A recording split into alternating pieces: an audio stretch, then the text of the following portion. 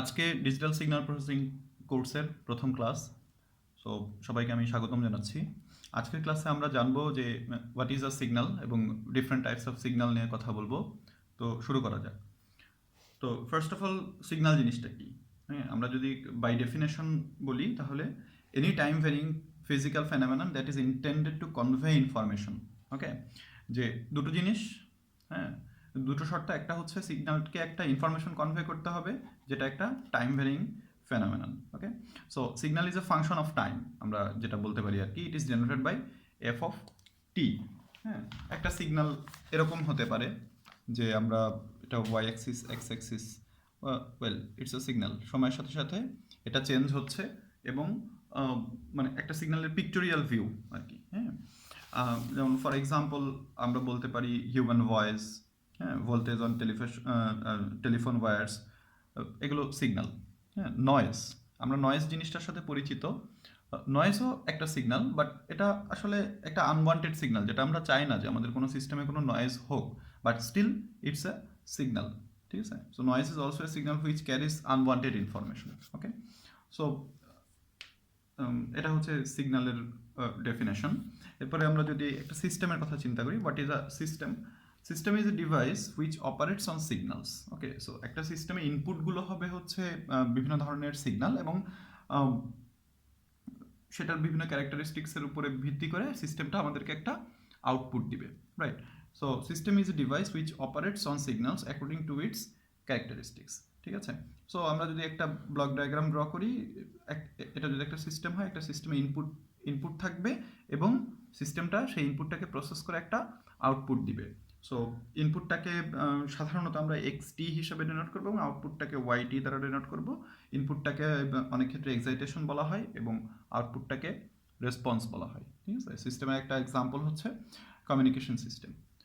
এখানে একটা কথা থেকে যায় যে সিগন্যালটা দুইটা ডিফারেন্ট স্পেসে রিপ্রেজেন্ট করা যেতে পারে। একটা হচ্ছে কন্টিনিউয়াস স্পেস আর একটা হচ্ছে ডিসক্রিট স্পেস।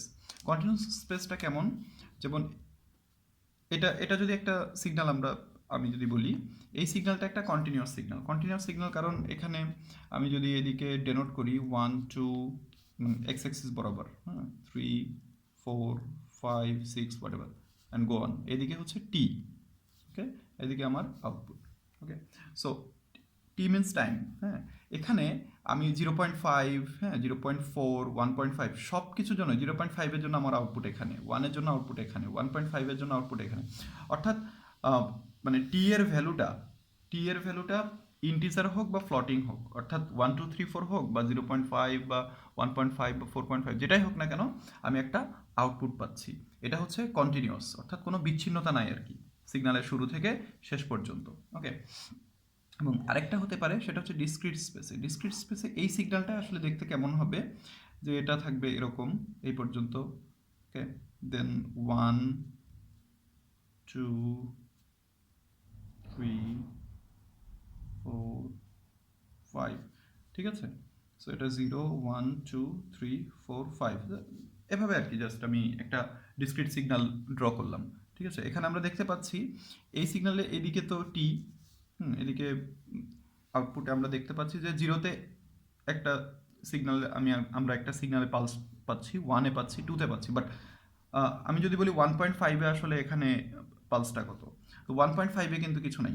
হ্যাঁ, সো ডিসক্রিট সিগন্যালে আমরা শুধুমাত্র টি এর ভ্যালু যখন ইন্টিজার, হ্যাঁ, বা এখানে -1-এ পেতে পারি, -2-তে পেতে পারি, -1-এ আমি ধরে নিচ্ছি আমার সিগন্যাল আউটপুটটা এরকম ছিল, একটা আউটপুট পাচ্ছি আর কি, -2-তে এরকম ছিল। সো এটা একটা ডিসক্রিট সিগন্যাল। ঠিক আছে, সো আই হোপ আমি বোঝাতে পেরেছি যে একটা কন্টিনিউয়াস সিগন্যাল দেখতে কেমন আর একটা ডিসক্রিট সিগন্যাল দেখতে কেমন। কন্টিনিউয়াস সিগন্যালে for all values of T আমরা আউটপুট পাবো, এবং ডিসক্রিট সিগন্যালে টি এর শুধুমাত্র ইন্টিজার ভ্যালুগুলোর ক্ষেত্রেই আমরা আউটপুট পাবো। ওকে, সো এই বিষয়গুলো নিয়ে আমরা পরবর্তীতে আরও কথা বলবো, বিভিন্ন ডিফারেন্ট টাইপ অফ সিগন্যালস নিয়ে যখন কথা বলবো তখন। Now some important points about signal. যেমন আমরা যদি একটা সিগন্যালকে অন্য কোনো একটা সিগন্যাল দ্বারা রিপ্রেজেন্ট করতে চাই, তখন আসলে সেটা কি হবে, যে আমরা ধরে নিচ্ছি একটা সিগন্যাল হচ্ছে f1t। Okay, so signal f1t can be represented in terms of other signal f2t। Okay, so f1কে আমরা কিভাবে f2t দ্বারা রিপ্রেজেন্ট করতে পারি, সেটা হচ্ছে f1t equal coefficient into f2t। c12 দ্বারা আমি এই যে এখানে 1 এবং এই 2 এটা ইউজ করছি আর কি, 1 এবং 2। ওকে, সো এটা একটা কোএফিসিয়েন্ট, এটা একটা কোএফিসিয়েন্ট অফ অ্যাপ্রক্সিমেশন। ওকে, যেখানে কোএফিসিয়েন্ট অফ অ্যাপ্রক্সিমেশনের সূত্রটা হচ্ছে integration of limit from t1 to t2 f1t into f2 dt divided by integration t1 to t2 f2 square t dt. That's the rule actually. Okay, so coefficient এর rules যেটা।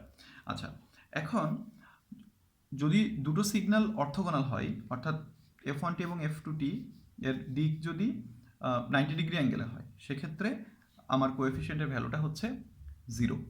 ওকে, so if two signals are orthogonal to each other coefficient is 0, so আমরা সেক্ষেত্রে C এর ভ্যালুটা 0 করে দিতে পারি। আচ্ছা, এখন আমরা এই সূত্রটা থেকে যদি একটু চিন্তা করি যে সি এর ভ্যালুটা কখন 0 হতে পারে, এই নিচের অংশটা কিন্তু কোনোভাবেই 0 হতে পারবে না, কারণ something by 0 is infinity. So নিচের এটা কোনোভাবেই 0 হতে পারবে না। সো সি এর ভ্যালুটা কখন 0 হবে, যখন এই যে উপরের এই অংশটা যখন 0 হবে, তখনই শুধুমাত্র সি এর ভ্যালুটা 0 হতে পারে, রাইট? সো সেক্ষেত্রে আমরা যদি বলি যে what is the condition of orthogonality, so সেটা এরকম হবে, the condition of orthogonality is এই যে integration of t1 to t2 f1t into f2t dt equal 0, অর্থাৎ এইটা 0 হলেই সি এর ভ্যালুটা 0 হতে পারে। সো অর্থোগোনালিটির কন্ডিশন হচ্ছে এটার ভ্যালু যদি 0 হয়, তাহলে আমরা বলবো অর্থাৎ দুটো সিগন্যাল অর্থোগোনাল কিনা সেটা চেক করার জন্য আমাদেরকে এই সূত্রটা দিয়ে চেক করতে হবে, ঠিক আছে? আচ্ছা, সাইন এবং কস ফাংশন সবসময় orthogonal to each other. Okay, so if f1t is in terms of sine and f2t is in terms of cos, then we can say these signals are orthogonal to each other. So এগুলো হচ্ছে একটা সিগন্যালের basic কিছু কথাবার্তা। এরপরে আমরা বিভিন্ন ধরনের সিগন্যাল নিয়ে কথা শুরু করতে পারি। সো প্রথম যে সিগন্যালটা নিয়ে কথা বলবো সেটা হচ্ছে unit step signal. Okay, so unit step সিগন্যালটা, unit means 1, so amplitude, unit step সিগন্যালের অ্যামপ্লিটিউড সবসময় 1। সো এখানে লেখা আছে if amplitude is more than 1 then it is called step signal. Okay, আর যদি অ্যামপ্লিটিউডটা 1 হয় সবসময়, তাহলে আমরা এটাকে ইউনিট স্টেপ সিগন্যাল বলবো। So it is denoted with U T or U N. Okay, দুটো ডিফারেন্ট স্পেসে ইউটি দ্বারা আমরা সব ডেনোট করবো কন্টিনিউয়াস সিগন্যালকে, এবং ইউএন দ্বারা ডেনোট করবো ডিসক্রিটটাকে, ঠিক আছে? আমি একটু আগেই বলছিলাম যে একটা সিগন্যালকে আমরা দুইভাবে রিপ্রেজেন্ট করতে পারি, একটা কন্টিনিউয়াস স্পেসে আর একটা ডিসক্রিট স্পেসে। So the condition of unit step signal in continuous space, সেটা হচ্ছে, আমি এখানে একটু লিখি যে ইউটি ইকুয়াল হতে পারে 1 অর 0। ওকে, 1 কখন, যখন when t is greater than equal 0, and 0 কখন, 0 আদারওয়াইজ, মানে t is less than 0 এই ক্ষেত্রে।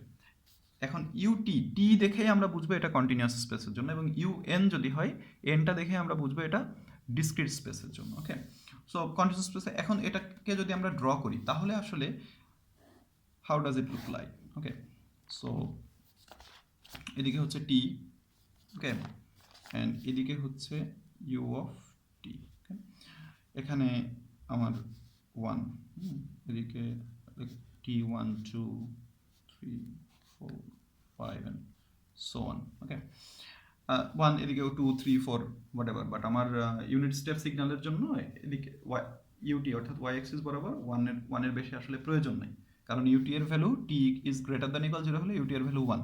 সো 0 এর সমান হলেও ইউটি এর ভ্যালু 1, 0 থেকে বড় হলে সবসময় ইউটি এর ভ্যালু 1ই থাকবে, অলওয়েজ ইউটি এর ভ্যালু থাকবে 1। এটা যেহেতু কন্টিনিউয়াস, সো এটা এভাবে চলতে থাকবে। আমি দেখতে পাচ্ছি কেউ যদি জিজ্ঞাসা করে যে টি এর ভ্যালু যখন 0.5, তখন ইউটি এর ভ্যালু কত, it will be 1 for all values of t. Okay, এখন এই ইউনিট স্টেপ সিগন্যালটাকে যদি আমরা ডিসক্রিট স্পেসে ডিসকাস করতে চাই, তাহলে আমরা লিখব ইউএন ইকুয়াল একই 1 or 0। 1 হবে কখন, যখন n is greater than equal 0 and 0 হবে otherwise, so n is less than 0। So এইটার পিক্টোরিয়াল ভিউ যখন আমরা ড্র করব, তখন আসলে এটা দেখতে কেমন হবে? এইদিকে n, এক্ষেত্রে এদিকে হচ্ছে ইউ অফ এন, এটা ধরে নিলাম 1। ওকে, সো এখানে এন এর value 1 2 3 4 5 to be continued. Okay, so জিরোতে ইউ এর ভ্যালু কত হবে? এন এর ভ্যালু যখন এন ইকুয়াল 0 তখন output 1, so it will generate output 1। আচ্ছা, এটা যেহেতু discrete, so 0 point something, 1 point something বা 2 পয়েন্ট সামথিং এ ধরনের ফ্লটিং, এন এর ভ্যালু যখন ফ্লটিং তখন কোনো আউটপুট কিন্তু আসবে না। সো 1 এর ক্ষেত্রে আসবে 1, 2 এর ক্ষেত্রে 1, 3 এর ক্ষেত্রে 1, 4 এর ক্ষেত্রে 1। সো সব ক্ষেত্রেই তো 1, আউটপুটটা তো সব ক্ষেত্রেই 1, রাইট? সো এভাবে চলতে থাকবে। সো এটা হচ্ছে ইউনিট স্টেপ সিগন্যালের কন্টিনিউয়াস স্পেসে একটা ইউনিট স্টেপ সিগন্যাল দেখতে এরকম, এবং তার ম্যাথমেটিক্যাল কন্ডিশনটা এটা, এবং ইউনিট এবং ম্যাথমেটিক্যাল কন্ডিশন ইয়েস, এবং ডিসক্রিট স্পেসে চিত্রটা এরকম ইউনিট স্টেপ সিগন্যালের, এবং তার ম্যাথমেটিক্যাল ডেফিনেশনটা আমরা এভাবে লিখব। ওকে, সো এখানে যদি জিজ্ঞাসা করা হয় what is the value of u of n, u of n এর মানে সিগন্যালের পালসটা কতখানি যখন এন এর ভ্যালু 0.5, আমরা বলবো 0। এন এর ভ্যালু যখন 0.5 তখন কিন্তু আমরা কিছু পাচ্ছি না, বাট এখানে এন এর ভ্যালু যখন 0.5 তখনও কিন্তু আউটপুটটা 1। আচ্ছা, লেফট সাইডে কিন্তু কোনো আউটপুট নাই, কারণ এন ইজ লেস দ্যান 0 হলে অলওয়েজ 0, সেটা এক্ষেত্রেও 0, এক্ষেত্রেও 0। ওকে, এখন what is the properties of unit step signal? হচ্ছে ut to the power n equal u of t. Okay, যেহেতু ut এর ভ্যালু অলওয়েজ 1, সো সেটার পাওয়ার যাই হোক না কেন it will be u of t, 1ই থাকবে আসলে অ্যাকচুয়ালি, ঠিক আছে? এবং একটা ইউনিট স্টেপ সিগন্যালকে যদি আমরা টাইম শিফটিং করি আর কি, ঠিক আছে? আমরা টাইম শিফটিং নিয়ে কথা বলবো ইন ফিউচার।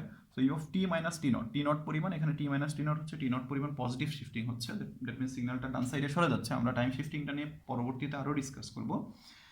সেটা two the power K equal এই অংশটাই থাকবে u of t minus t naught according to this, যে ইউ অফ সামথিং যেটা থাকবে টু দি পাওয়ার সামথিং হলেও সেই ইউ অফ সামথিংটাই থাকবে, একইভাবে এটা থাকবে, ঠিক আছে? সো শিফট বা মাল্টিপ্লাই, শিফটিং টাইম শিফটিং করা হোক বা মাল্টিপ্লিকেশন করা হোক, যেটাই হোক না কেন আউটপুট উইল বি 1।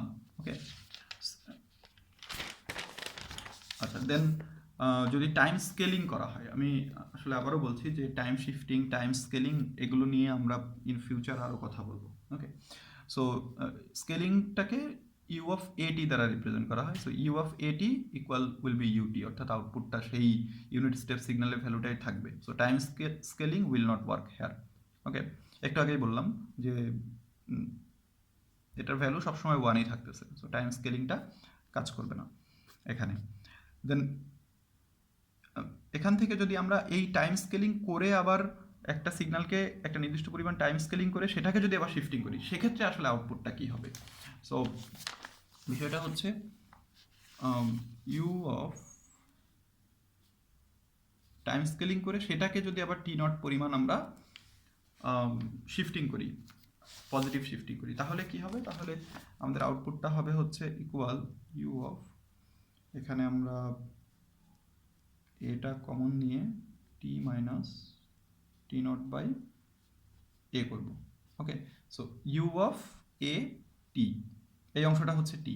সো আমরা জানি কি যে u of a t equal u t, right? এটা এটা আমি জানি। So u of a into something, u of a into something equal সেই u of something, u of t.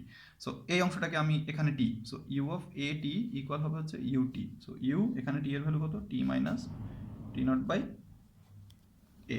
ওকে, সেটা এখানে লেখা হয়েছে যে u t minus t not by a হবে। যদি একটা সিগন্যালকে, ইউনিট স্টেপ সিগন্যালকে টাইম স্কেলিং করে সেটাকে যদি আবার পজিটিভ শিফটিং করা হয় বা শিফটিং করা হয়, সেক্ষেত্রে আমাদের আউটপুটটা হবে এরকম। ওকে, তো বলা হচ্ছে যে unit step signal is the best testing signal to test any system and getting the response. Okay, so আজকের ক্লাসে এই পর্যন্তই থাক, যে আমরা জানলাম যে একটা সিগন্যাল কি, সিগন্যালের বিভিন্ন প্রপার্টিজ নিয়ে কথা বললাম, এবং ইউনিট স্টেপ সিগন্যাল নিয়ে কথা বললাম। পরবর্তী ক্লাসগুলোতে আমরা, নেক্সট ক্লাসে আমরা আরও বিভিন্ন ধরনের সিগন্যাল, যেমন একটা ইম্পালস ফাংশন এবং ইম্পালস ফাংশনের properties, signal function, exponential signal, এগুলো নিয়ে কথা বলবো।